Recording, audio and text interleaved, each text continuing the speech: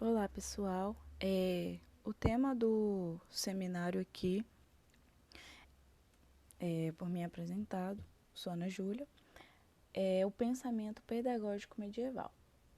Quarto capítulo aí do livro de Histórias das Ideias Pedagógicas, ok? De Moacir Gadotti. Para começar aqui o nosso seminário, a gente vai fazer um contexto histórico sobre o tema, né, envolvendo esses 3 pontos. O contexto histórico aí é que a decadência aí do Império Romano atraiu a invasão dos bárbaros, que determinaram o limite da influência da cultura greco-romana, né? Com isso foi formada uma nova força espiritual, né? Já que havia necessidade, já que a anterior houve um limite, né, de influência. Ou seja, ela já não influenciava tanto. Então, com isso, houve a necessidade de criar-se uma nova influência. E essa influência que foi criada foi a Igreja Cristã, né, ou Igreja Católica. A Igreja Cristã, ela tinha um olhar voltado para a vida de Cristo, certo? Com um olhar pedagógico, claro, porque era importante estar ensinando aí os seus novos adeptos, né? Esse olhar era voltado aí para Cristo, né? Pois ele era visto como um grande educador popular e bem-sucedido. Ele tinha aí a habilidade de transmitir seus ensinamentos por meio de parábolas, né? Que, segundo eles, eram inventadas de acordo com os fatos, ou seja, com o contexto em que Cristo estava vivendo, o lugar onde ele estava passando, as pessoas a quais ele encontrava, certo?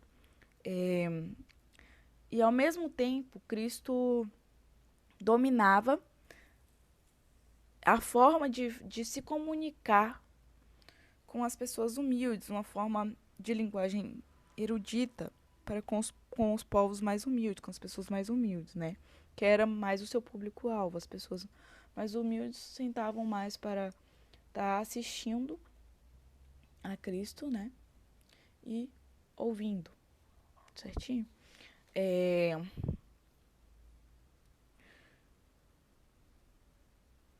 Com isso aí, gente, ah, houve uma grande contribuição para a formação aí dessa nova religião, que é a religião cristã, que a gente vai ver um pouquinho melhor mais à frente, tá ok? O, os padres, eles começaram a ser ensinados a lidar como Cristo lidava com as pessoas, né?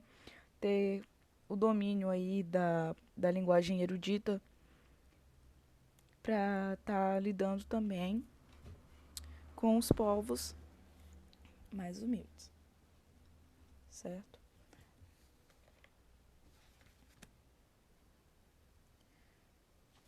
Neste contexto, a gente passa para a patrística, que era uma forma de educação para o homem medieval. Essa educação ela teve início aí, esse processo teve início aí do século I ao século VII depois de Cristo, né?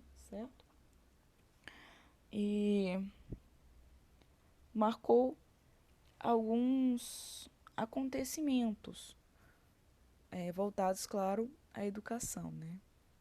Que eram as escolas catequéticas voltadas aí à pregação apostólica, certo?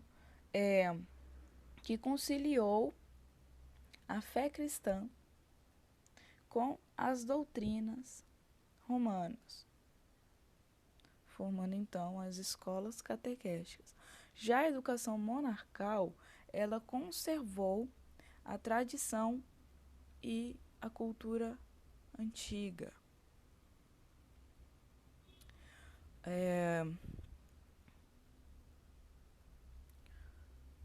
Com isso a gente já passa aí pro próximo. Vamos explicar mais alguns pontinhos aí para vocês conseguirem entender. Nos séculos seguintes aí surgiu a centralização do ensino por parte do Estado. E a partir de Constantino, o Império adotou o cristianismo como uma religião oficial, né, pela primeira vez, e assim fundou a escola para tornar-se um aparelho ideológico do Estado. Com isso, então, surgiu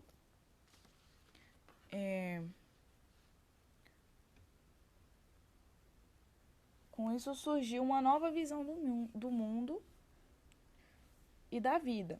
Ou seja, as culturas que eram fundadas aí anteriormente no heroísmo, no aristocratismo e na existência terrena, né? Ou seja, que não acreditavam muito em Deus, em Cristo, elas foram substituídas pelo poder de Cristo. E o critério para essa substituição é a conhecida frase que Jesus Cristo fala. Que ele diz assim: eu sou o caminho, a verdade e a vida. Todo o poder a mim foi dado. Então, assim, esse foi um critério aí para a igreja estar tomando como base para o ensino a vida de Cristo. Porque, como eu disse anteriormente, Cristo, ele, de ponto de vista pedagógico, claro, ele era visto como um grande educador, popular e bem-sucedido. Ou seja, as pessoas paravam para ouvir ele e ele tinha sucesso com a forma que ele ensinava as pessoas. Daí a gente já passa para a questão aí da educação e a igreja.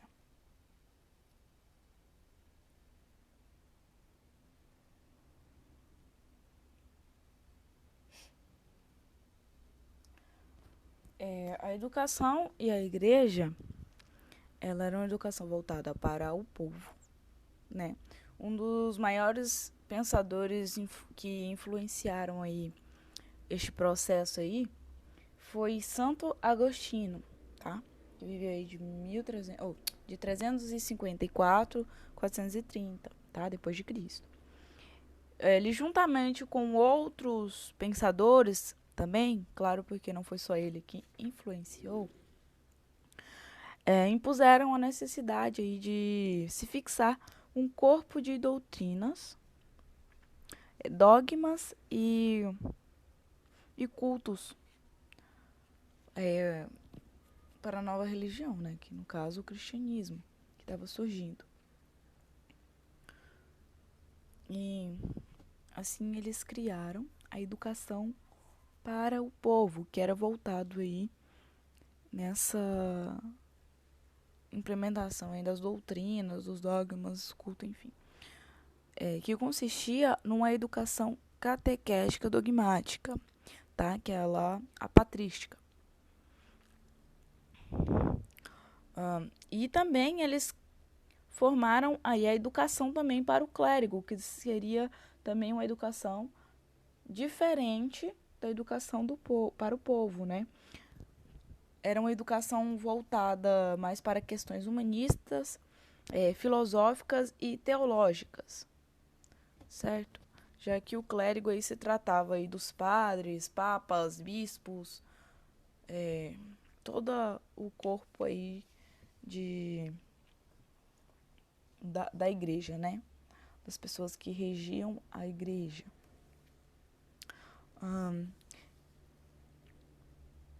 Eles tiveram aí desde a subvertência, mediante juramentos de fidelidade à fé cristã e votos de obediência, como também a castidade e questões sobre pobreza. Essa disciplina aí sujeitava os clérigos, era mais sujeita a clérigos mais pobres, claro, né? Porque os do alto clero já seriam as pessoas que já estariam, de certa forma, impondo aí essa disciplina, essa educação para o clérigo, né? Ou seja, os membros do alto clero, que eram provenientes das camadas mais ricas, eles já estariam superiores ao clérigo, né?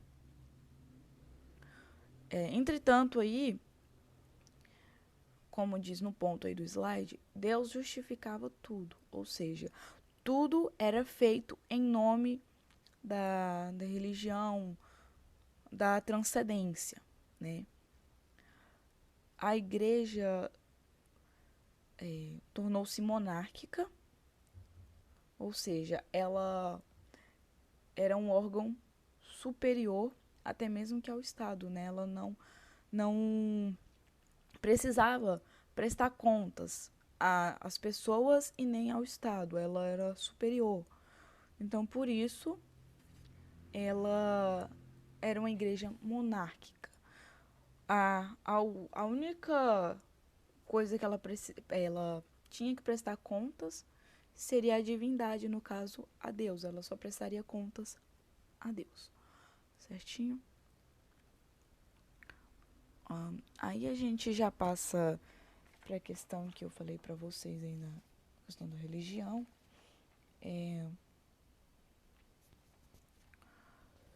Um ponto aí que, estudando aqui, eu não imaginei que teria negação, mas sim, tem. É a questão do islamismo. O islamismo aí, ele foi formado no Império Árabe, né, por Maomé, aí por volta aí do século 6 e 7, depois de Cristo, tá? Foi fundada aí, então, a religião do islamismo por Maomé, tá? Maomé é o profeta do Islã. Essa religião aí, ela teve mais força depois que Maomé teve que fugir, né? Só para dar um contexto, fugir para o norte de Medina, depois da morte da sua esposa. Então, os muçulmanos marcaram aí essa época como o início do calendário, né? Diferente aí da religião cristã. O livro do islamismo, ele é o chamado Alcorão, né? Da doutrina de Maomé, está contida neste livro. O Alcorão, ele significa em árabe, ele quer dizer a leitura por excelência, tá? É o livro sagrado dos muçulmanos e que encerra todas as revelações divinas que foi passada para Maomé através aí do arcanjo Gabriel. Ou seja, ele, segundo Maomé, quem teria passado todas as revelações divinas, toda a doutrina, né, enviada por Deus aí, teria sido o arcanjo Gabriel. Certinho? O texto do Alcorão, ele tem 114 capítulos, tá? Não vou aprofundar muito nesse assunto aí, porque no caso aqui não é tão relevante para contextualização, tá? Essa parte aqui é mais uma contextualização. Então, assim, os 2 últimos séculos do primeiro milênio cristão, eles foram conturbados por inovações e por cruzadas à Terra Santa contra os islâmicos, né? Então, os grandes proprietários de terras, que eram a igreja, no caso, já a igreja cristã, eles tornaram-se os verdadeiros soberanos, ou seja, eles tinham maior poder, então formou-se aí o feudalismo, tá? Então, o modo de produção feudal já não era mais aquele modo de produção escrava, tá? Era um modo que estabeleceu aí duas classes distintas, claro, porque sempre tem que ter aquela classe mais alta e a mais baixa, mas não era mais escravos. Era o sucerano, que era o dono de uma vasta região, no caso, né, a pessoa que possuía aquelas terras, e os vassalos, que eram os pequenos proprietários provenientes da nobreza e do clero. Eles eram subordinados ao sucerano. E de outro lado também tinha os servos, né? No caso, eram os que cultivavam as terras. Embora eles já não fossem mais escravos, eles ainda podiam ser vendidos pelos senhores feudais, tá?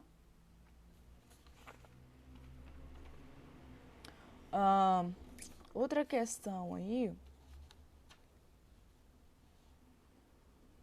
é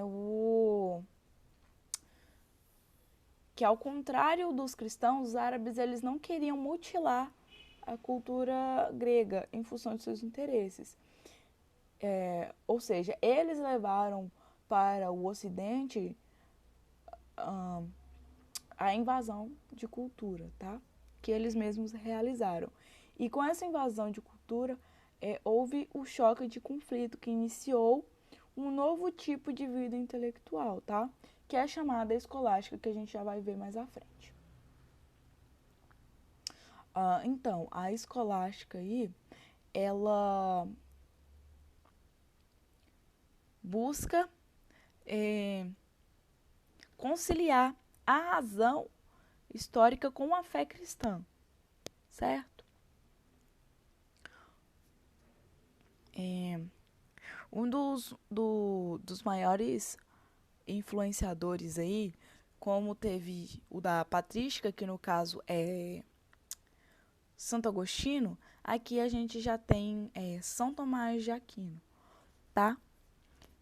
Que foi um dos maiores expoentes para o qual a revelação divina era suprarracional, ou seja, ela era além da racionalidade, né? Porém, ela não era anti-racional. Tá? Partindo então das premissas de Aristóteles, né? São Tomás de Aquino ele afirma que a educação ela habitua o educando, certo? Ela dá aí como se diz? Ela dá uma centralização aí do que o educando possa estar desabrochando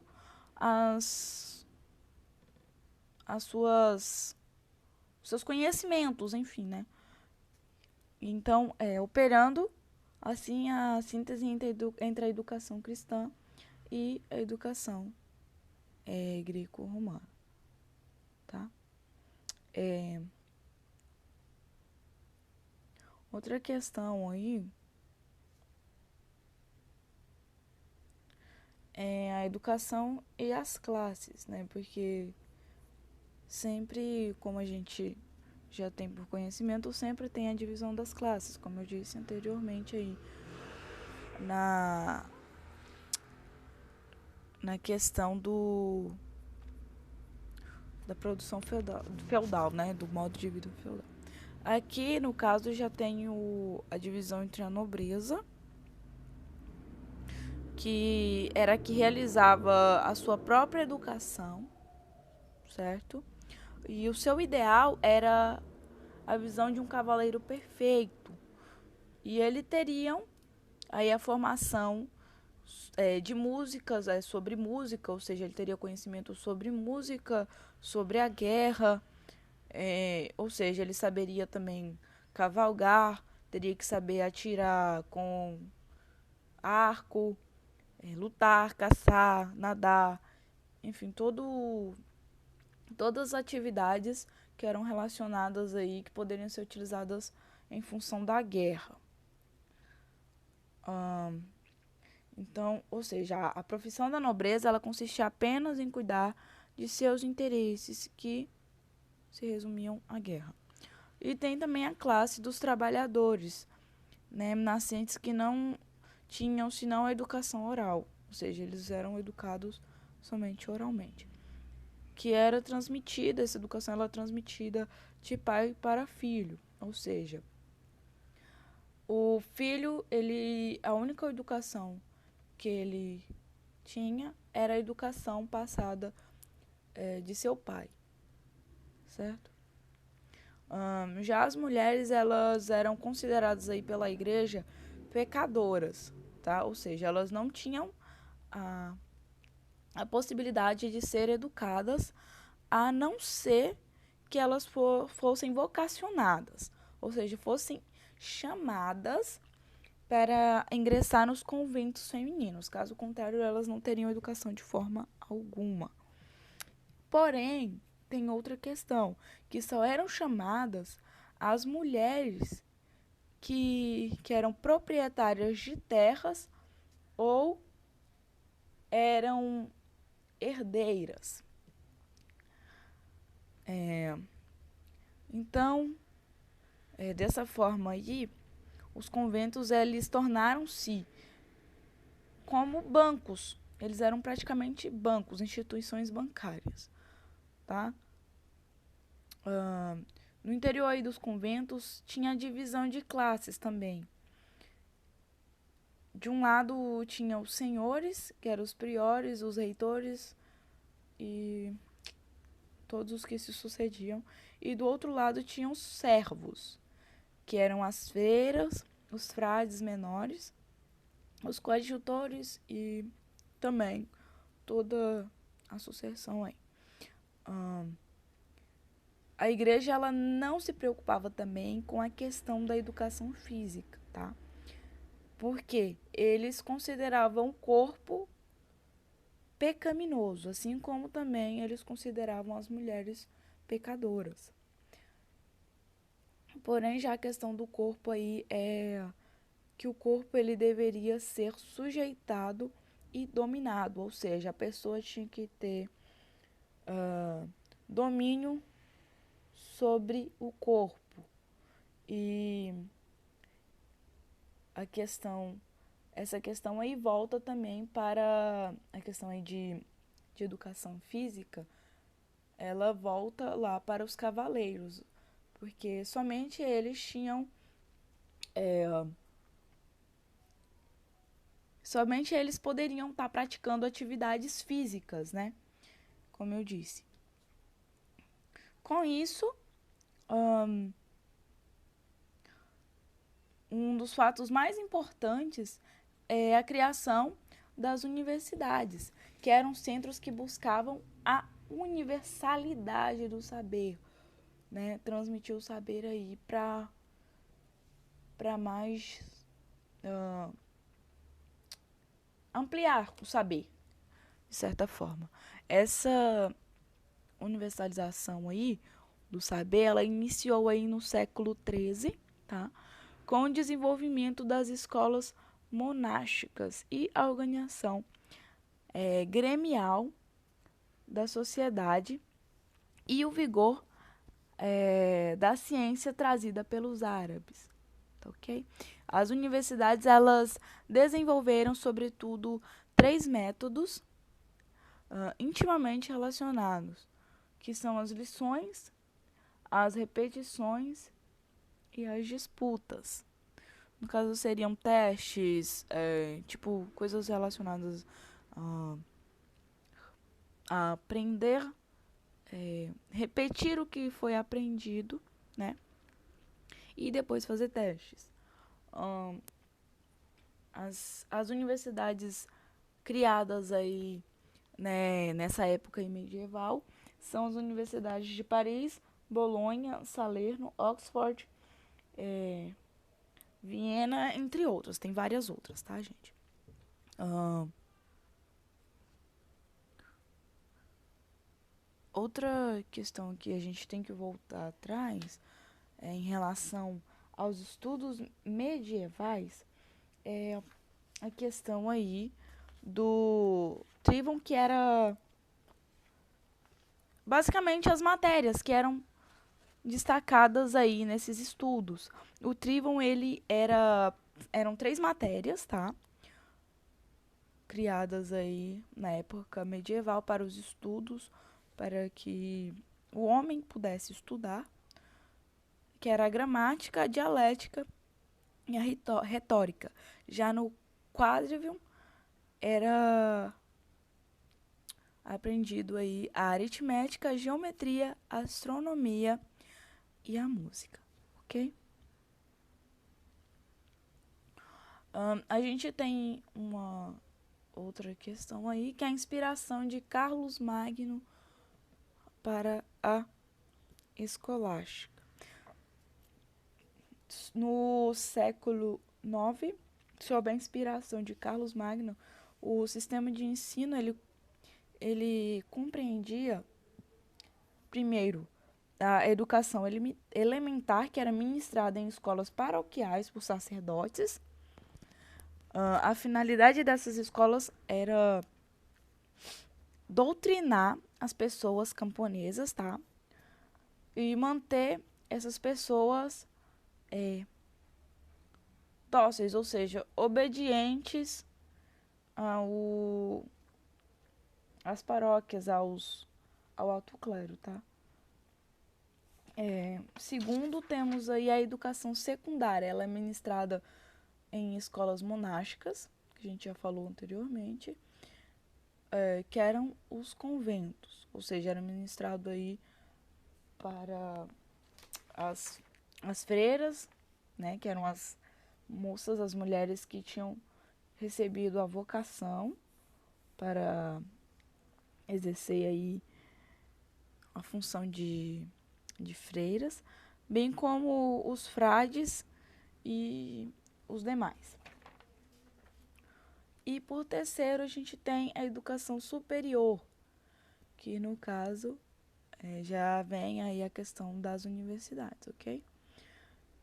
Ministrada nas escolas imperiais, onde eram preparados os funcionários do império. Para concluir aí, os historiadores atuais. É um breve relato, tá? Diferente aí do que eram pensado antigamente, os historiadores atuais, eles não consideram a Idade Média como algo totalmente obscuro, retrógrado, tá? Como os ideólogos do renascentismo consideravam, tá? Eles destacam aí que, ao contrário aí do Renascimento, foi fecundada em lutas pela autonomia, tá? Alguns sustentam até que as universidades medievais elas eram mais populares e menos elitistas do que as universidades humanistas e aristocráticas do Renascimento. O saber universitário ele foi se elitizando e guardado em academias ao longo do tempo, sendo submetido então às censuras da igreja e burocratizado pelas cortes.